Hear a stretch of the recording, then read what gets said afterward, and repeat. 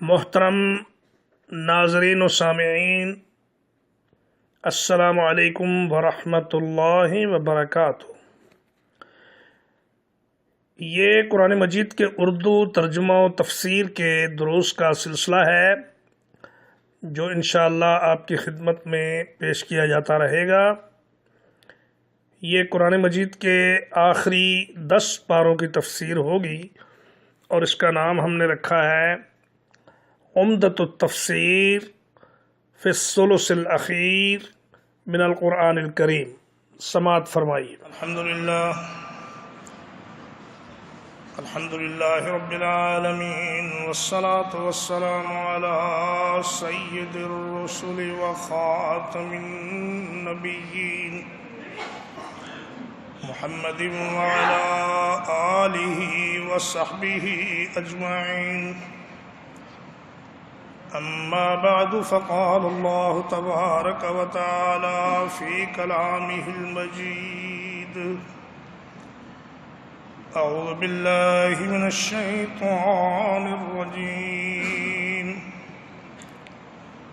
ومن الناس من یشتری لہو الحدیث، اور لوگوں میں سے ایک ایسا شخص بھی ہے کہ جو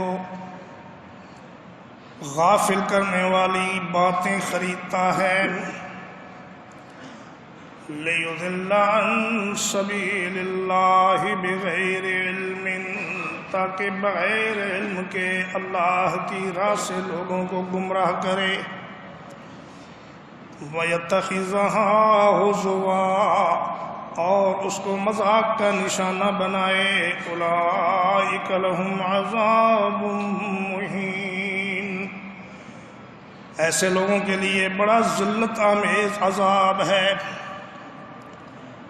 وَإِذَا تُتْلَىٰ عَلَيْهِ آيَاتُنَا، اور جب اس پر ہماری آیتیں پڑھی جاتی ہیں، وَاللَّهُ مُسْتَكْبِرًا كَأَن لَّمْ يَسْمَعْهَا،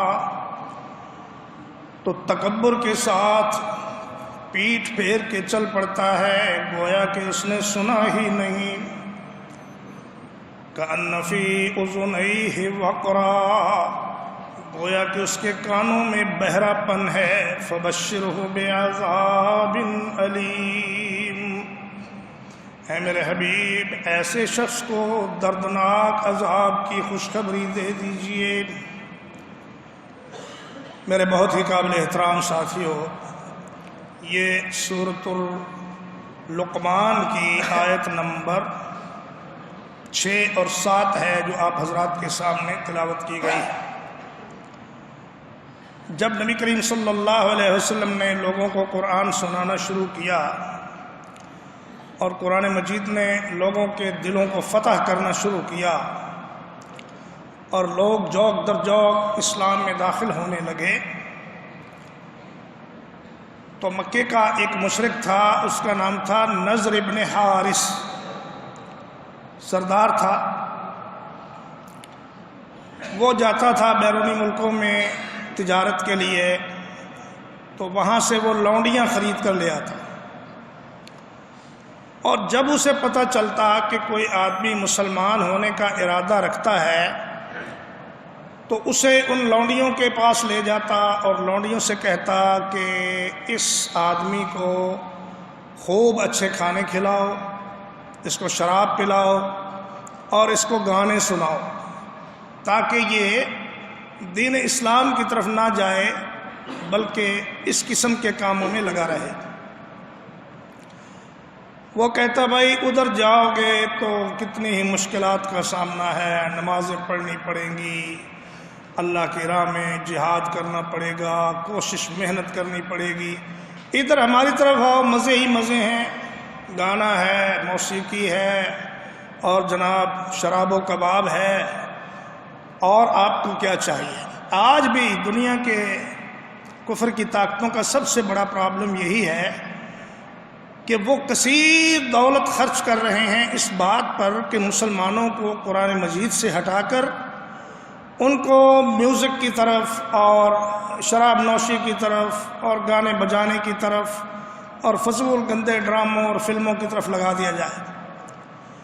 نضر بن حارث ایک اور کام بھی کرتا تھا، وہ رستم و اسفندیار کی کتابیں بعض ملکوں سے خرید کے لاتا، اس میں بڑے بڑے عجمی قصے ہوتے تھے طویل، بادشاہوں کے، پریوں کے، جنوں کے اور اس طرح عشق معشوقی کے، وہ جناب ان کو سناتا اور کہتا کہ بھائی ہمارے پاس آؤ، ادھر لینے جاؤ، کیا لینے جاؤ گے، ادھر تمہیں کچھ نہیں ملے گا۔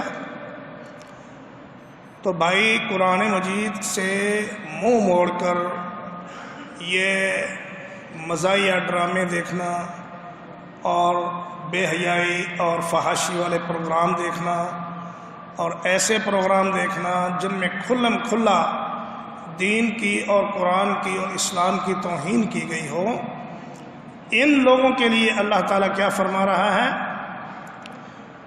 کہ لِيُضِلَّ عَن سَبِيلِ اللَّهِ بِغَيْرِ عِلْمٍ، یہ لوگوں کو اللہ کے راستے سے گمراہ کرنا چاہتے ہیں۔ ان کے پاس علم تو ہے نہیں، ان کے پاس تو عورت ہے، شراب ہے، پیسہ ہے اور ان کے پاس گانا بجانا ہے۔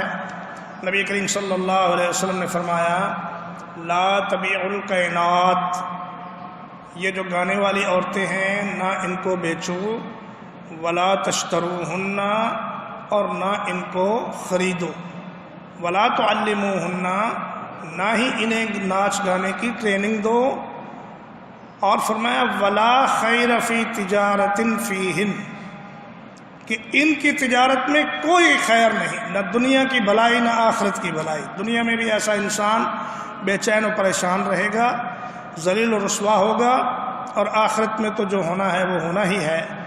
تو فرمایا نبی کریم صلی اللہ علیہ وسلم نے کہ صوتان ملعونان فاجران، دو آوازیں لعنت کی ماری ہوئی بہت بری آوازیں ہیں۔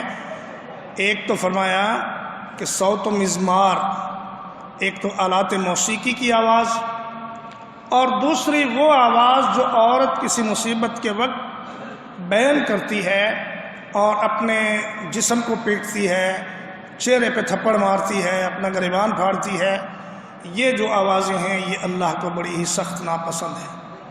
اور سیدنا علی ابن ابی طالب رضی اللہ تعالیٰ عنہ سے ایک روایت ہے کہ نبی کریم صلی اللہ علیہ وسلم نے فرمایا کہ بعثت لکسر المزامیر، اللہ نے مجھے بھیجا ہی اس لیے ہے کہ میں آلات موسیقی کو تہس نہس کر دوں، ان کو ختم کرنے کے لیے۔